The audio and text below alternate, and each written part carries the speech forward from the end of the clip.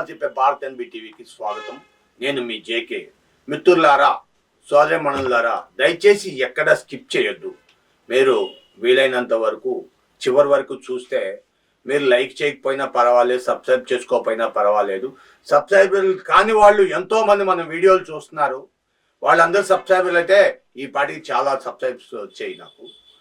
సరే, మీ ఒక్క మీరు వాచ్ చేయడమే నాకు కొండంత బలం. కానీ మర్చిపోకుండా షేర్ చేయండి.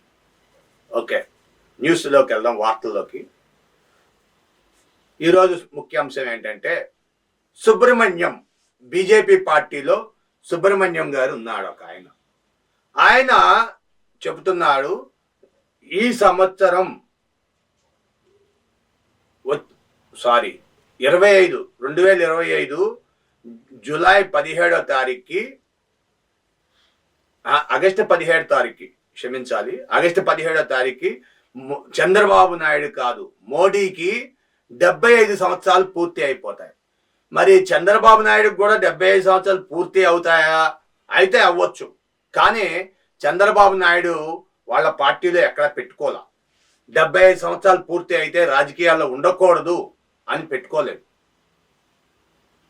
కానీ అక్కడ కర్ణాటకలో సిద్ధరామయ్య 75 సంవత్సరాలు పూర్తి అయితే మేము రాజకీయాల్లో ఉండకూడదు అని ఆయన కూడా పెట్టుకోలేదు.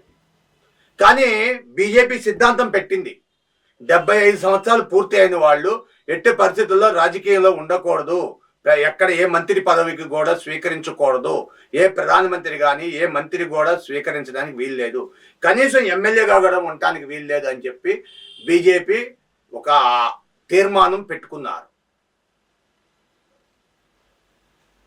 సొంత పార్టీ ఆడదానికే శత్రువు అన్నట్టుగా సొంత ఎమ్మెల్యే, సొంత పార్టీ ఎమ్మెల్యే, బీజేపీ ఎమ్మెల్యే అని సుబ్రహ్మణ్యం ఇప్పుడు మోదీ నరేంద్ర మోడీ ప్రధానమంత్రిగా కొనసాగించటానికి అవకాశం లేదు, కొనసాగించకూడదు. ఆయన ప్లేసులో కొత్త యువకులని, యువరక్తాన్ని తీసుకొచ్చి పెట్టండి.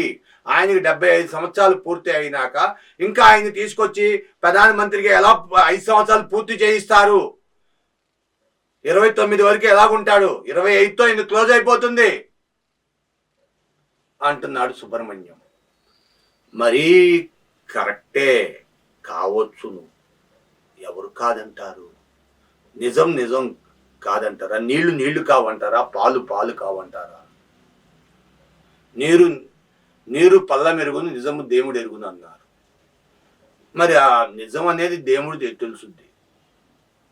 ఎన్ని అబద్ధాలు చెప్పినప్పుడు కుదరదు. అబద్ధాలు నిజాలు ప్రజలకు తెలుసు. ప్రజలకు లేని బాధ నీకెందుకయ్యా సుబ్రహ్మణ్యం? మూడోసారి నెహ్రూ లాగా మూడోసారి ప్రధానమంత్రిగా చేసి గెలిపించి పార్లమెంట్కి పంపిస్తే వాళ్ళ ప్రజలకు లేని బాధ 148 కోట్ల మంది ప్రజలకు లేని బాధ నీ ఒక్కడికే ఎందుకు వచ్చిందయ్యా సుబ్రహ్మణ్యం? ఇలాంటి సుబ్రహ్మణ్యములు చాలా మంది ఉంటారు. మీరు సుబ్రహ్మణ్యుల మాట విని చెడిపోవద్దు. మీరు విలువైన అభిప్రాయాలు కామెంట్ రూపంలో తెలియచేయండి, షేర్ చేయండి, లైక్ చేయండి, సబ్స్క్రైబ్ చేసుకోండి. అంతేగాని ఇలాంటి సుబ్రహ్మణ్యం మాటలని మీరు షేర్ చేయడం మర్చిపోవద్దు. కనీసం 10 మందికి షేర్ చేయండి, ఒక లైక్ ఇవ్వండి, ఒక సబ్స్క్రైబ్ చేయండి. వీడియోలు చూసేవాళ్ళు చూస్తూనే ఉండండి. కానీ నాలాంటి జేకేల్ని ప్రోత్సహించండి, అభినందించండి, ముందుకు నడిపించండి. Thank you for your cooperation.